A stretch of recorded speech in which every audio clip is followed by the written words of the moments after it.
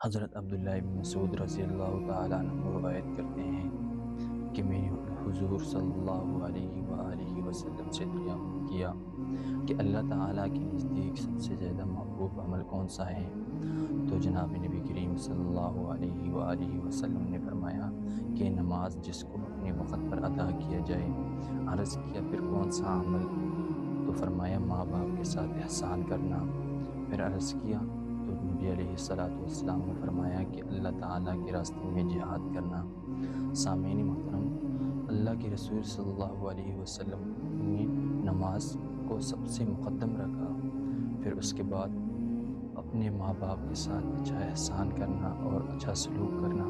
اس کے بعد اللہ کے رسول صلی اللہ علیہ وآلہ وسلم نے فرمایا کہ اللہ کے راستے میں جہاد کرنا۔